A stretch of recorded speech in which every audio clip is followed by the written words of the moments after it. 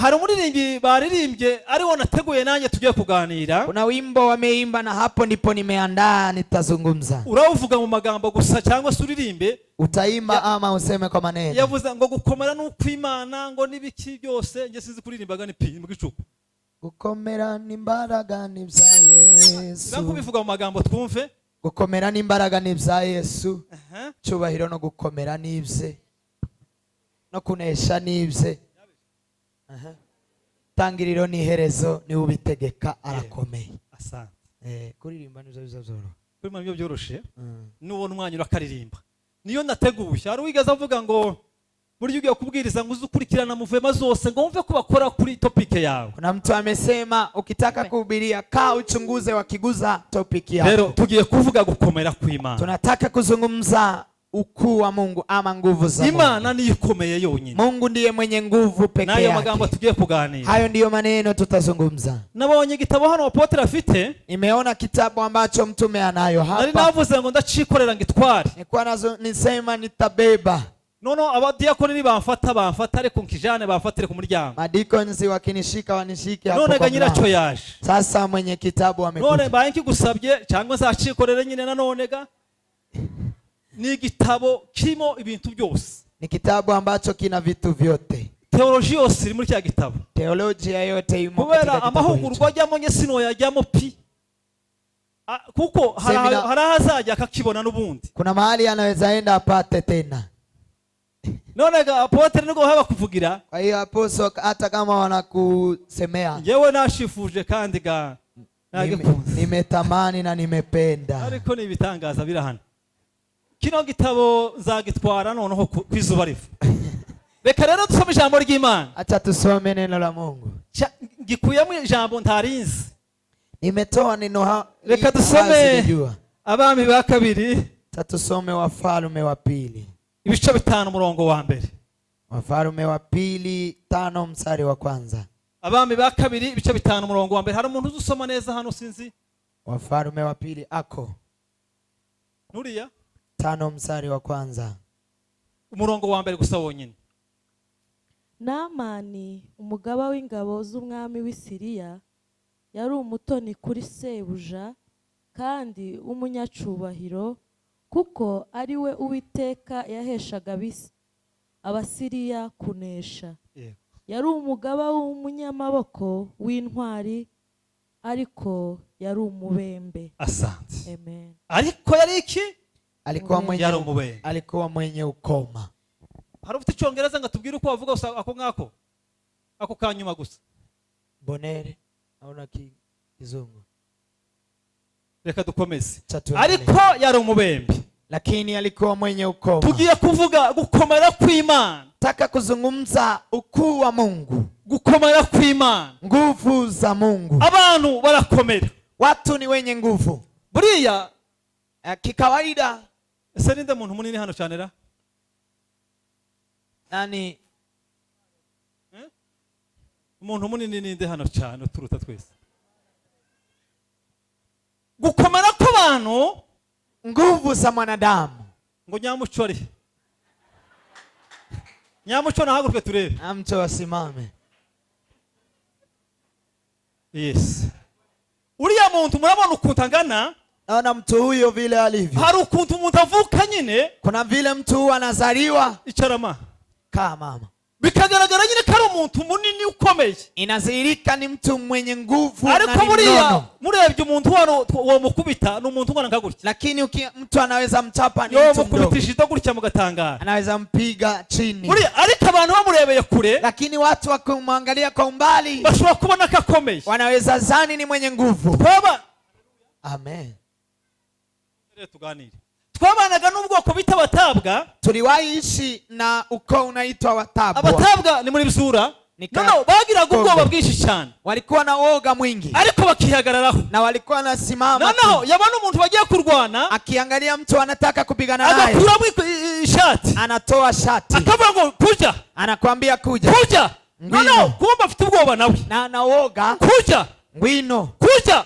no akuba ari gusuhunga kandi yambuye umwenda ngagiye kumukubita, anakimbia na ametoa nguo, ariko wihagararaho agahunga. lakini ukisimama tu hari ukunda anakimbia. abantu bakomera mu buryo bumwe n'ubundi, Na vile watu ni wenye nguvu kwa namna ariko nyingine, nyamara nta mikomerere y'abantu. lakini hakuna nguvu za wanadamu. hari uko wavutse, Kuna vile umezaliwa, igihagararo cyawe, kwa kusimama kwako, ubutwari bwawe, ushujaa wako, imbaraga bakubonamo, nguvu ambazo abantu wanaziona bakaba bagutinya. na watu Reka wanakuogopa. tuvuge umuntu umwe, Hata tuzungumze mtu Goliyati mmoja. ngo yari umugabo w'igihangana, Goliath alikuwa mtu mwenye yari nguvu, umugabo muremure, alikuwa ni mzee mrefu akaba umuntu munini. nono. Abanyesiraheli ngo bamureba, Wana wa Israeli ngo bava mu myobo gatoya, wakitoka katika shimo bamureba kidogo, bakabona nta wamuhangara. wakimwangalia wanaona hakuna mtu wa nawe kumwogopa. yavuga, Na yeye akizungumza, umwe muri mwebwe mmoja ndani yenu naze, aje. hanyuma Alafu amara iminsi yigira gutyo. akakaa siku nyingi Umunsi akifanya umwe, hivyo. Siku moja umwana mwiza, umwana ukiri mutoya, mtoto mdogo mzuri araza nawe, akaja naye. ageze ku rugamba, Alipofika nawe vitani aramurangiza, akamwona naye, abona ko kuri munini, akaona ni abona mnono, ko ari igihangana. akaona ni mtu Iwe mnono muri kabisa. we, Yeye ndani mwake icyatumye ngamusuzugura kilichosababisha nuko yabonye ari mdharau munini. ni kwa sababu aliona ni ubunini mnono. bwa Goliyati Unono wa nibwo Goliath bwahesheje Dawudi ndiyo ilimpea Daudi imbaraga zo kumwisha. nguvu za kumuua. Dawudi ari kumwegera,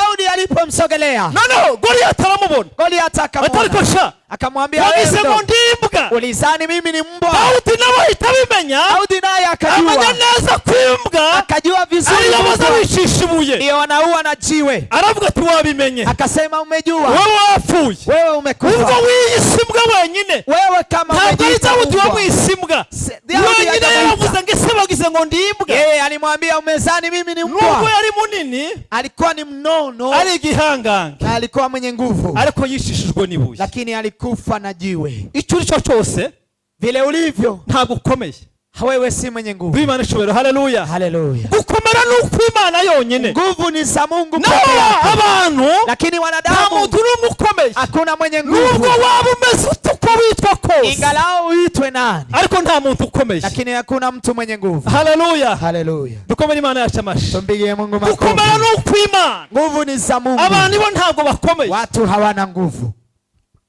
Buriya Kiangalia hari igihe ubona nyine ibiro biri kwiyongera, na vile unaweza ona kilo inaongezeka, kandi uri kurya ibintu bisanzwe, na ni kitu cha kawaida, ariko nubwo wabyibuha, lakini ingalau unone, nubwo utabyibuha, ingalau usinone, niba udafite Imana muri wowe, kama hauna Mungu ndani mwako, nushaka ntukagure za nkweto ziza zigenda gutya, hata usinunue nushaka viatu hizo uzagura ndefu, inkweto zitse. ununue viatu ya chini. Buriya hari ukuntu nyine bene wacu bano yikote gutya, Kuna vile ndugu zetu hii pande hari hii, ukuntu bazi kwipanga neza, na vile wanajua kujipanga, ariko ni ibyino biriya byose ni ibyino. lakini hayo yote ni ya huku. Niba nta Mana ikurimo n'ubundi, Kama kuna Mungu ndani niya handi mwako ntacyo umaze. hauna faida, Ariko niba twirata gukomera, lakini twirata ko dufite kama Imana, tunajivunia nguvu, twirata ko tujivunie dufite nguvu za Imana. Mungu, tujivunie kuwa na Mungu. Haleluya. Amen. Nigeze rimwe ngerageza kurya, Niliwahi kula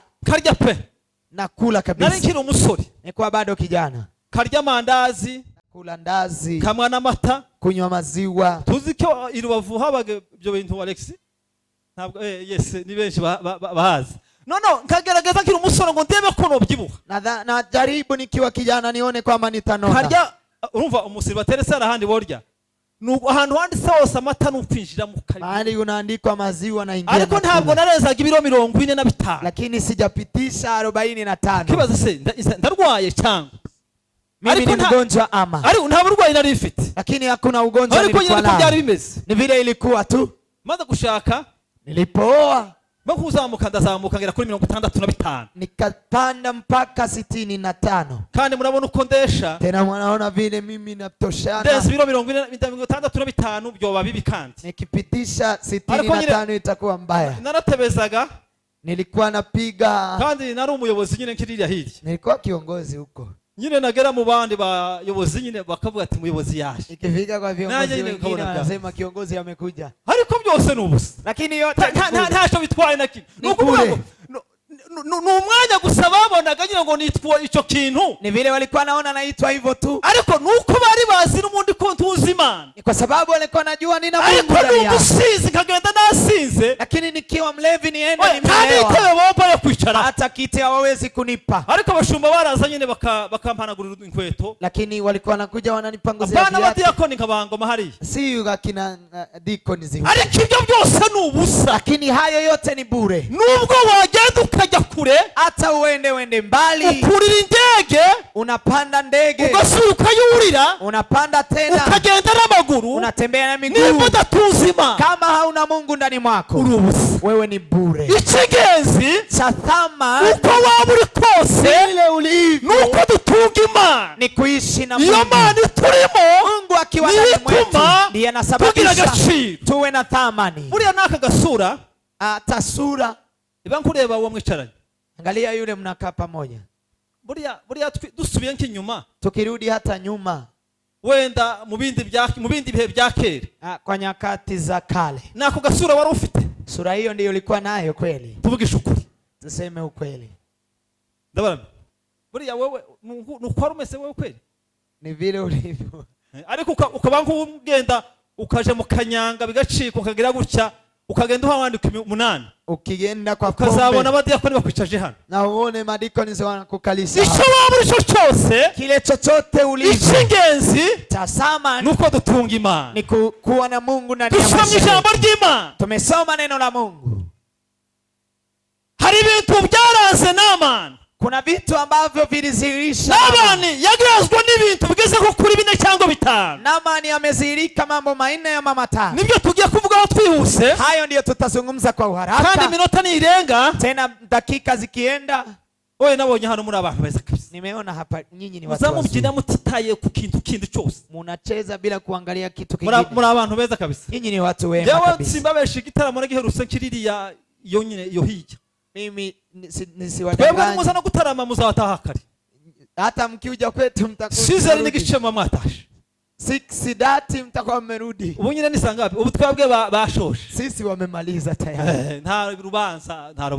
Ariko mwebwe muri abana beza, imitima yanyu yarise gusira ceceka iratara, mioyo yenu imekaa kabisa. Rero Imana ibahamukisha cyane, Mungu awabariki. Rero mwihangane vuga aya magambo Imana ashize ku mutima wawe. Milieni ni nzungumze maneno mabaya. Buriya mubona gucya umuntu mukabona umuntu uri muzima, kiona inakucha ni mtu mzima, dushase mujye mutegura ibiterane byo gushima Imana, hata muandae mkutano wa kumshukuru. Ukwezi nk'uku kumwaka ushize, mwezi kama huu wa mwaka uliopita, uzisiri kwi haguruka siri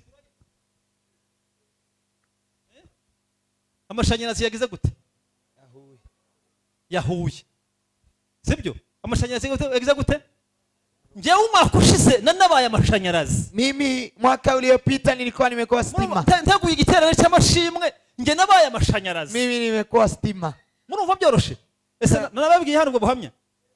Nge nagize ukwezi kwa 9 no kwa 10. Sizi wenda Alexina namubwiye. Mwezi wa 9 na mwezi wa 10. Nabaye amashanyarazi mwa bantu. Nilikuwa stima. Nasuhuza umuntu gutya gasha. Nikumsalimia mtu hivi anaungua. Okay, ninge washaga. Mimi ndio nilikuwa naungua. Nibagiye kumpa nk'amafaranga mu byo nkora.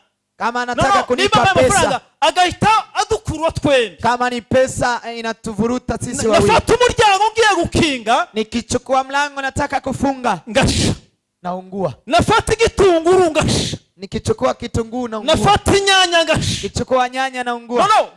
Ndasha gusa nikaungua tu. Abazaza gutarama wenda mushake muzansure muzarebe.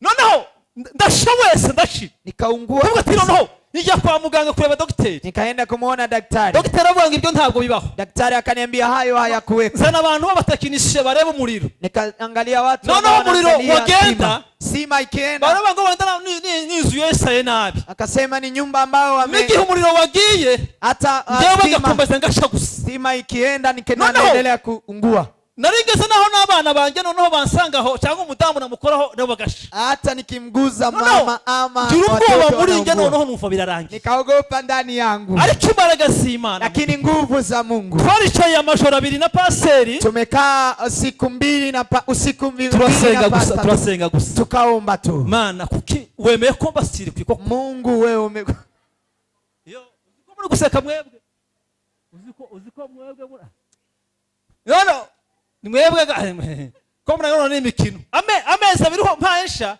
miezi miwili nikiungua ariko nta kundi nyine ngo kwisi nkubara mwisekere nyine nta kundi mcheke hakuna ariko nabonye imbaraga z'Imana lakini niliona nguvu za Mungu kuri nubona nabishinyaho bukeya nubona wewe uri muzima ukiona wewe ni mzima mugire gutya suko naza mugira wa munsi mugire gutya fanya hivi mugire gutya ukibitangaza birabaye hiyo ni ajabu ibyo ni gitangaza c'Imana hiyo ni ajabu ya Mungu ukibona umuntu ari kubyina gutya akabyina mtu akicheza warujesha mugasigara buriya nubona uri gukora muvema zose ukiona unafanya movement zote ibyo ni bitangaza by'Imana hayo ni maajabu ya Mungu tugashaka ibitangaza kure usitafutie ibitangaza biratugose maajabu yanatuzunguka ibitangaza ni wowe birimo ajabu imo ndani mwako ubona utari kwambika umugabo imyenda ukiona umuvalishi mume wako nguo ukabona utari kwambika umugore imyenda wewe umuvalishi bibi yako mwese muri kwiyambika nyote mnavijivika ibyo ni ibitangaza by'Imana hayo ni maajabu ya Mungu haleluya nugira ukuguru gucyo ukabura birakunda kifanya mguu hivi unaona imekubali itambwa bigakunda napiga hatua inakubali wagaruka bigakunda lafu ukirudi ibitangaza by'Imana ni maajabu ya Mungu Imana idukoreramo Mungu anayetumika ndani mwetu ndio ina nguvu ibyo tubona yale tunayoona yale tunayosikia yale tunayoona hejuru ya byose hari Imana birusha imbaraga Mungu mwenye nguvu Imana ni ifite imbaraga kuna Mungu mwenye nguvu Naamani hari ibintu byamuranze Naamani kuna mambo ambayo yamezirika kwake ikintu cha mbere kitu cha kwanza yari umugabo w'ingabo alikuwa kamanda wa jeshi Naamani yari umugabo w'ingabo Naamani alikuwa kamanda wa jeshi ariko lakini yari umubembe alikuwa mwenye ukoma icyo waba cyo cyose vile ulivyo icyo waba cyo cyose vile ulivyo niba udafite Imana muri wewe kama hauna Mungu ndani mwako hariho ariko kuna nubwo wabyina gute hata ufanye nini ariko ariko kuna lakini yari umugabo w'ingabo alikuwa kamanda wa jeshi icyo ni cyambere hiyo ni kitu cha kwanza ariko yari umubembe lakini alikuwa mwenye ukoma yari umutoni kuri shebuja alikuwa mpendwa kwa bwana wake Naamani yari umutoni Naamani alikuwa mpendwa kuri shebuja kwa bwana wake ariko yari umubembe lakini alikuwa mwenye ukoma icya gatatu ya tatu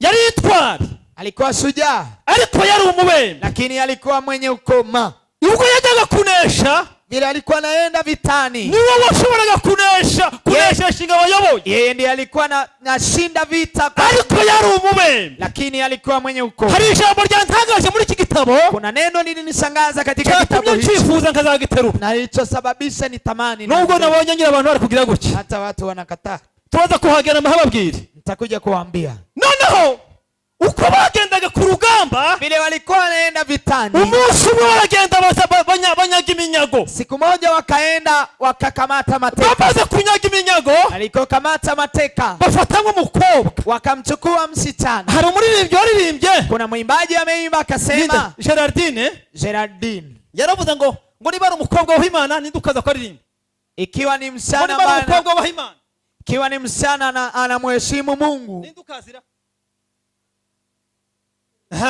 ngo niba ari umukobwa wubaha Imana kama ni msichana anamheshimu ntugapfe kumuvogera usimdharau atansira umukobwa wubaha Imana hange na msichana ambaye anamkubali Mungu uragira ngo umukobwa wubaha Imana ye msichana ambaye anamkubali Mungu uzamufata gutya gusa ngo bikunde utamshika hivi akubali uzamufata gutya utamshika cyangwa ngo murazi kuboko gutya hano ama uweke mkono wako yo gutuka kuri rya zina nyine rya wa mubyeyi wawe atakutuzi umukobwa wubaha Imana msichana ambaye ukibesha ngo uragenda umufasha gutya eti umshike hivyo ariko umukobwa utubashima lakini msichana ambaye hamheshimu nkuku kuhene sizi wanampeleka kama mbuzi hanyuma umukobwa bari banyaze msichana ambao walikuwa wamemshika yishaye siku moja alikuwa amekaa abona Naamani akamuona Naamani abona bosi wiwe akamuona bosi wake abona sebuja akamuona bosi aragiye abwira umugore we akaenda akamwambia ngo mabuja akamwambia mama hari ukuntu bavugaga abiriya ngo mabuja kuna vile aravuga ngo mabuja wanakasema mama urabizi unajua na umugabo wawe mume wako aramusagiye iwacu akienda huko kwetu, aramusagiye iwacu akienda kwetu, yokiriya ndwara anaweza pona, yokiriya ndwara, anaweza pona ugonjwa. Namani nawe arirukanka, Namani naye kaenda ajya ku mwami, akaenda kwa mfalme, abwira umwami, akamwambia mfalme, umwami nawe aramubwira amakuru yose, akamwambia habari zote. Ntabwo Namani yasuzuguye wa mukobwa, Namani hajamdharau msichana, ntabwo yasuzuguye umugore, hajamdharau mke wake. Hari igihe abagabo basuzugura abagore, kuna vile wanaume wanadharau wake wazao, ariko abagabo mujya mwumva uko abagore bavuga. Lakini wazee msikize vile wa mama makuru y'abagore, nubwo bagira menshi kama wana habari nyingi, ariko harimo ayibwe y'ukuri. Lakini kuna lafu Namani akamsikia yasuzuguye umugore, hajamdharau mke wake, ajya kubwira umwami, akaenda kwa mfalme, umwami nawe amwandikira urwandiko, mfalme akamwandikia urwandiko, akamwandikia barua. Hari kuntu bandikaga izandiko kera, kuna vile tulikuwa tunaandika barua, abantu banditse izandiko mugira gutya turebe, watu ambao wameandika barua fanyeni mikono, wagasobanura twaba ngo barua si kitu, ngo sina mengi, nta menshi mfite, ya sina mengi kupita haya ya kesho ya jua Mungu. Umwami nawe amwandikira urwandiko, mfalme naye akamwandikia aruha Namani, akampa Namani arirukanka, Namani akakimbia, nawe aragenda ajyana n'abantu biwe, akaenda na watu wake, aragenda agera ku mwami w'i Samariya, akafikia mfalme wa Samaria. Ahageze, alipofika umwami w'Isiraheli wa Israeli, ahageze, alipofika umwami asomye urwandiko, mfalme aliposoma, yikorera amaboko, akainua mikono, yikorera amaboko, akainua mikono, ngo yikuramo imyenda, akararua mavazi, aravuga ni umuntu ki, akasema mimi ni mtu gani, ni umuntu ki, mimi ni mtu gani ushobora gukiza, naweza ponya, ni umuntu ki, mimi ni mtu gani, umukozi w'Imana, tumishi wa Mungu, apotre Imana umumugisha cyane, tume Mungu ambariki. Familia nyine kuriya yonyubaha ngaterwa n'iki gitabo, kwa familia anaweza ni, ariko hari ijambo yambwiye, lakini kuna neno aliniambia, nibutse ijambo Elisa yavuze atuma ku mwami wabo, nikumbuka neno Elisa alimwambia, umurwayi mudamu, tuligonjesha mama muramu wanjye ni shemegi yangu, no apotre amenya ko twagiye mu bitaro, tume akajua tumeenda hospitalini, aramba atariko se, ananiambia je, wabaye gute, mekuwaje, zana umuntu tumusenge, neta mtu tumuombe, wabaye gute, wewe ni aje, ndabwira apotre nagiye kera, nikamwambia mtume nimeenda, uragiye ariko uragaruka, unaenda lakini utarudi, kandi naragatse ndamubura, tena nilirudi nikamkosa, nawe nyine aratinda kungeraho, naye akakaa, kuko ninjye waragize amakosa nyine, sababu ni mimi nimekosea.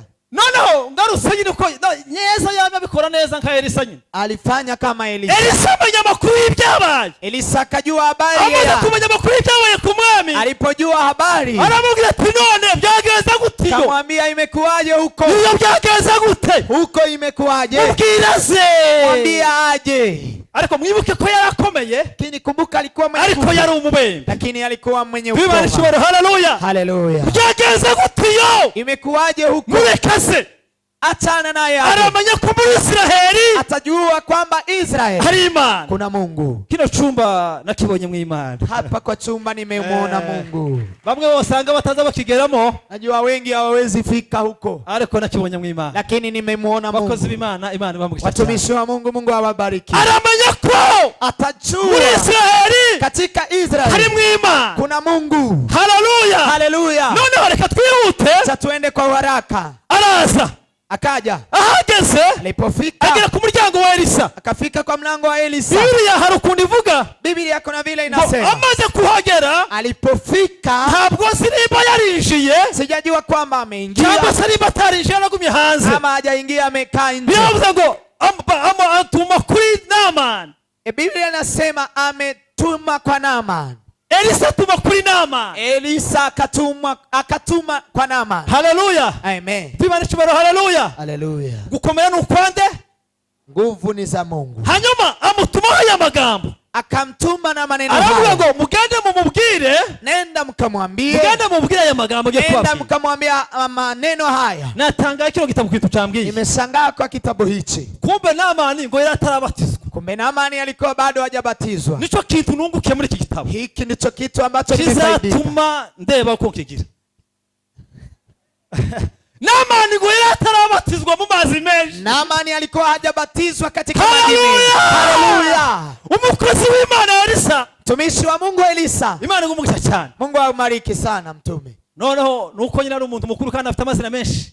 Noneho ni rya Elisa ryari kuba ryo noneho. Hata ya Elisa. Kuko ibintu yankoreshe neza ni ka Elisa na Naamani. Vitu amemtendea ni kama Elisa na Naamani. Hanyuma Alafu aramubwira ngo akamwambia mugende mumubwire. Nenda mkamwambie. Agende muri Yorodani. Aende katika Yorodani.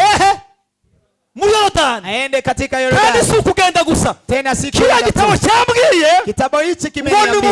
Ngo ni mu bishega by'amazi ya Yorodani. Ilikuwa ni maji chafu ya Yorodani. Kumbe ntabwo yagiye muri Yorodani neza. Hajaingia Yorodani vizuri. Yagiye ngo mu biziba. Alienda katika maji chafu. Hafi ya Yorodani. Ni kando ya Yorodani. Kino gitabo cyakoze bihigo. Kitabu hiki ni cha ajabu. Aramubwira ngo mumubwire agende yuhagira muri Yorodani. Nenda ajioshe katika Yorodani. Kandi inshuro zingahe? Tena mara. Inshuro zingahe? 7. Mara 7. Naamani baragiye baramubwiye. Naamani wakaenda wakamwambia. Yibuka kare mukuru. Akakumbuka kwamba yeye ni yibuka kare umugaba w'ingabo. Yeye ni kamanda wa jeshi. Yibuka kare umutoni ku mwami. Akakumbuka ni mpendo kwa mfalme. Yibagirwa katarabatizwa. Amesahau kwamba yibagirwa kare umubembe. Amesahau yeye ni mwenye yibagirwa ukoma. kutamana afite muri we. Amesahau kwamba yahuye n'umukozi w'Imana. Amekutana na mtumishi wa Mungu. Yibara umukobwa w'Imana. Kama ni msichana anakubali. Ukamuvogere. Usimudharau. Ahetse Imana. Amebeba Mungu. Ubuzima buri buzima. Maisha ni maisha mazuri. Ni maisha ambayo yanabeba ubuzima buzima. Maisha yenye uhai. Ubuzima buzira umuze. Maisha yenye uzima. Ni maisha ambayo yanabeba Mungu. Nimudaheza Kristo muri wowe. Kama hauna ambebi Kristo wewe. Nta buzima ufite. Hauna maisha. Nta buzima ufite. Hauna maisha. Aribuka. Akakumbuka. Yibuka kare umuntu ukomeye. Akakumbuka yeye ni mtu mwenye nguvu. Arababwira ngo ntabwo bishoboka. Akamwambia haiwezekani. Ntabwo ndi bubikore. Mimi siwezi kufanya. Kuja muri ariya mazi. Kuingia kwa maji hayo. Biriya biziba. Katika maji chafu. Yibagiwe ko amesahau kwamba iwacu kwetu hari inzuzi nziza. Una mito mizuri. None ndi gute noja hariya. Vipi nikataenda hapo. Gasohoka arakaye. Akatoka akiwa na hasira. Akatoka na hasira. Nabwabo yibutse nyine ko ari mukuru. Amekumbuka yeye ni mtu mkubwa. Baramwegera baramubwira. Wakamkaribia wakamwambia. Ariko se je, kuri umuntu ukomeye wewe ni mwenye nguvu. Iyo gusaba ikintu gikomeye angekuomba kitu kikubwa. Ntabwo ari kugikora. So ungekifanya. None sasa kuoga gusa. Kuoga tu. No yamyagenda nk'umwana nyine nk'umwana utazi ibyo agiye. Alienda kama mtoto. Ariko n'umundi udafite Imana buriya tu kama una Mungu. Ameze nk'umwana ntakundi nyine. Ni kama mtoto. Ariko ufite Imana muri wowe. Lakini ukiwa na Mungu ndani mwako. Ugomba kugira confidence. Lazima uwe na confidence. Self confidence. Uwe na confidence. Ukihagararaho. Nakuwa na confidence. Nuko byaba kose. Ingalau iweje. Ukamenya ko ufite Imana nzima. Najua una Mungu. Bamaze kumubwira aya magambo. Alipomwambia maneno haya. Arabyemera. Akakubali. Aramanuka. Akashuka. Aribira muri Yorodani. Akajichovya ndani ya Yorodani. Yibira muri Yorodani. Akajichovya ndani ya Yorodani. Cha kiburi kiramushira. Kiburi kikaisha. Ikiburi kiramushira. Kiburi kikaisha. Agahayo karamushira. Kiburi kikaisha. Bwa buyobozi burashira. Uongozi ukaisha. Bwa buyobozi buramushira. Uongozi ukaisha. Ngagejeje ubwa 7. Alipofikisha mara 7. Biblia yatubwira ngo. Biblia inatuambia. Avamo. Akatoka. Umubiri wabaye mwiza. Mwili wake. Kwa umwana muto. Umebadilika kama mtoto mchanga. Na amaze kuvamo. Na yeye alipotoka. Araguhereye no. Akasema kwanza leo. Kuanzia leo. Tayidima. Hakuna Mungu mwingine. Kimana wa Israeli. Kama Mungu wa Israeli. Tayidima azongera kuramya. Hakuna Mungu mwingine Kimana wa Israeli. Kama Mungu wa Israeli. Icyo wakwitwa cyose. Vile utaitwa. Icyo waba cyo cyose. Vile ulivyo. Niba muri wowe udatuzima. Kama ndani mwako hauna Mungu. Uri empty. Wewe ni empty. Ntacyo hauna kitu. Ariko ubuzima buhesima. Lakini maisha yanayobeba Mungu. Ubuzima buhembuse. Hiyo ndiyo maisha ambayo inasaidia. Ubuzima buriho. Hiyo ndiyo maisha inaishi. Niba utarakira Yesu. Kama hujampokea Yesu. Niba utarakizwa muri wowe. Kama hujaokoka ndani mwako. Ntacyo wiratana. Wewe hauna cha kujivunia. Niba twirata. Kama tunajivunia. Twirata ko dufite Imana nzima. Tunajivunia kwamba tuna Mungu mwenye nguvu. Niba uririmba. Kama unaimba. Icyo icyo cyose. Vile ulivyo. Nubwo uri mutoya. Ngalawa wewe ni mchanga. Niba uri mukuru. Kama wewe ni mkubwa. Ariko niba muri wowe ufite Imana. Kama ndani mwako una Mungu. Niba waratujwe mu mazi menshi. Kama umebatizwa kwa maji mengi. Ufite Imana nzima. Una Mungu mwenye nguvu. Imana ikugiriye neza. Mungu atutendee mema. Wakira Imana muri wowe. Pokea Mungu ndani mwako. Umenye nubwo wakomera. Jue kwamba hata kama ni wewe ni mwenye nguvu. Gitoya. Ni muda mchache. Imana yagutiza igihe gitoya gusa. Mungu amekupa nafasi ndogo. Ariko bwacha. Lakini inapokucha ikagiha n'abandi. na inawapa wengine. Ntabwo wasunika igihe, Huwezi sukuma nyakati, igihe gisunikwa n'ikindi. nyakati inasukumwa na nyakati Ntabwo nyingine. waforce igihe, Huwezi force nyakati, igihe gisunikwa n'ikindi. nyakati inasukumwa na nyakati Kandi zingine. nta kintu wabona mu gihe kitari Tena icyawe. hakuna kitu unaweza pata pa nafasi ya Alikigani basi kigera, yako, lakini nyakati yako ikifika uzahabwa ibyawe. utapata yako Icy'ingenzi, ya samani. komeza umenye ko Endelea ujue wowe kwa ntacyo urico, wewe si kitu, ahubwo umenye ko bali ujue Imana Mungu niyo iduha imbaraga, ndiye niyo anatupa idushoboza nguvu, gukora ibyo tubasha gukora ndiye byose. anatuwezesha kutenda Niba yale ari yote. ukuririmba, Kama ni kuimba, ntubyiratane, usijivunie. hari uwabiguhaye. Kuna yule Niba aliyekupa. ari ukubwiriza, Kama ni kuhubiri, niba ari ukuyobora, kama ni kuongoza, ibi by'akanya gatoya. haya ni ya muda Turi mchache. abahisi n'abagenzi, Sisi ni wapita hari njia. abandi bagiye, Kuna wengi hari wameenda izindi twari na zagiye. mashujaa Uyu wameenda. munsi ni twebwe, Siku ya leo ni tumenye sisi, neza ko twebwe tujue kwamba sisi nta mbaraga dufite, hatuna nguvu, dushobozwa byose na Kristo tunawezeshwa tuduha imbaraga. yote na Kristo Imbaraga atupea ni nguvu. iz'Imana, Nguvu ni za Mungu, gukomera ni ukw'Imana. nguvu ni za Ntacyo Mungu. twakwiratana, Hatuna cha kujivunia. ntukanga abandi, Usiwakatae wengine, ngo ufunge umuhanda, usifunge barabara, nubwo wakwambara imyenda ugahinduranya, hata uvae manguo ubadilishe, ariko ejo nugenda, lakini kesho ukienda, ni bangahe bari hariya Rangata ni wangapi wako Langata basize nab'ibyabo? na wameacha vyao? Ntitugico twiratana, Tusijivunie ahubwo kitu, twiratane bali tujivunie ko dutunze Imana. kwamba tunaishi na Mungu. Ibyo uhabwa byose, Yale unapewa ibyo ufite yote, byose, yale unayo yote, winura amaso uvuge ngo Ma, inua macho useme ewe Mungu, ndagushimiye Ma, nakushukuru Mungu. aho ungejeje Mali unafikisha naho uzangeza Ma, na mali utanifikisha, ni wowe uhazi. ni wewe unajua. Izina ryawe rihabwe icubahiro. Jina lako lipewe sifa. Vugira wiratana, Usijifunie kitu, ntacyo barico, hauna kitu, abantu ntacyo barico. watu hawana. Imana niyo ifite imbaraga nyinshi, Mungu ndiye ana nguvu nyingi, iragufite mu biganza byayo. yeye ako nasi katika vitanga Naamani vyake. nubwo yari akomeye, Ngalao Naamani alikuwa mwenye nguvu, ariko yacishijwe bugufi n'umwana w'umukobwa, lakini yanyenyegeshwa na mtoto aragenda msichana, kugeza agiye mu mazi. akaenda mpaka alipojiingiza Ijambo ry'Imana katika maji. ryavuze ngo yari atarabatizwa, Neno la Mungu limesema alikuwa bado hajabatizwa, ariko avuye muri Yorodani, lakini alipotoka Yordani yavuyemo yakize, alitoka amepona, avuka ubwa kabiri. akazaliwa mara ya Yari pili. atarakizwa, Alikuwa bado yari hajaokoka, ataravuka ubwa kabiri, alikuwa hajazaliwa mara ya ariko avuye pili, muri Yorodani, lakini alipotoka Yordani avamo yahindutse. akatoka amebadilika. Ese warahindutse? Je, umebadilika? Wakiriye Yesu mu buzima bwawe, Umepokea Yesu katika maisha yako cyangwa ntabwo urahinduka? ama bado hujabadilika? Imana ibahe umugisha, Mungu awabariki, Imana ibagire neza, Mungu awatendee mu mema izina rya Yesu, katika jina la Yesu. amen.